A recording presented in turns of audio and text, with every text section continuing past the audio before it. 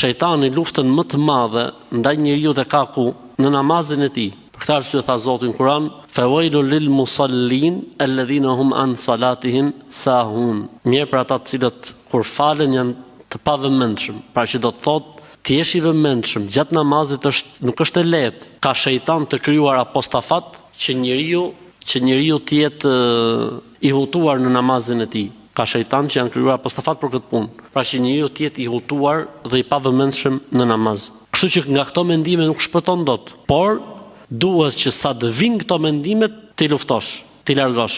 Ama që të shpëtosh nuk ka shpëtim.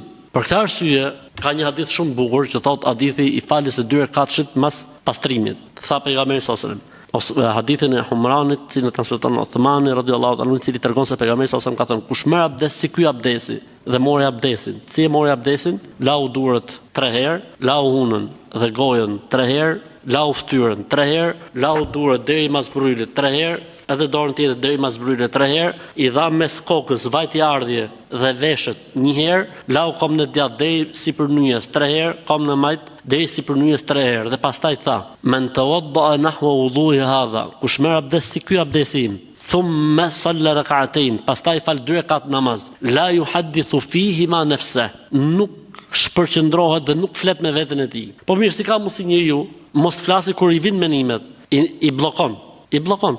Ka aftësi, Allahu xhallahu ka dhënë fuqinë njeriu që mendimet ti bllokoj, si themin e ti shfuqizoj ose ti anashkaloj. Ka fuqinë njeriu. Po çfarë ndodh me njeriu? I vijnë menimet dhe ky futet me menimin e vazhdon muhabetin. Pse? Se ti ishte e pamundur një gjë e tillë nuk na mësoi te pejgamberi sa me eduku veten tonë me qenë të tillë. Po është e mundur. Është e mundur. Se ti ishte e pamundur, kur nuk do të na thoshte pejgamberi sa që ne të bëjmë diçka që është e pamundur. E para, e dyta, Zoti thotë në Kur'an, Allahu nuk e ngarkon njeriu jashtë mundësive të tij. Pra kjo gjë që ka thënë pejgamberi sa është e arritshme. Dhe ne gjithsecili për ne është dëshmitar. Kur ne jemi shumë të kthjellët, kemi aftësinë, pra na ka dhënë Zoti aftësinë që këto mendime ti largojmë më njëherë, ti shfuqizojmë. Kur ne nuk jemi të vëmendshëm, kur ne nuk e kemi mendjen, mendimet ecin deri në fund të namazit. Si historia e burrit i cili kur gaboi një herë imami për namaz jacie dhe fali 3 rekat dhe dha selam, ishte njëri që ngulte kom thotë hoshtë dhe ke fal 3. Dhe xhamati asnjë s'fliste përveç këtij personi. Imami thoshte 4, xhamati 4, një person thoshte 3 dhe ngulte kom si gjallë në botë se tërhiqej. O i tha ky, po pse tha je kaq i sigurt? Kam 4 dyqane tha. Në çdo dyqan tha bëj llogarit e ditës në çdo rekat. Sot ta kam bë llogari vetëm për 3 dyqane tha. Ka keni dyqan pa bë llogarin. Jam 100% i sigurt.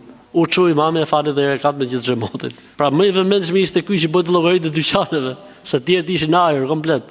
Të tjerët ishin në ajër, imami dhe xhamati gjithë në ajër. Kurse ky i dyqaneve ishte në rregull, mashallah. Dyqanit parë ja kishte bë llogarin, dytit, tretit, i katërt i kishin ngel pa bë llogarin.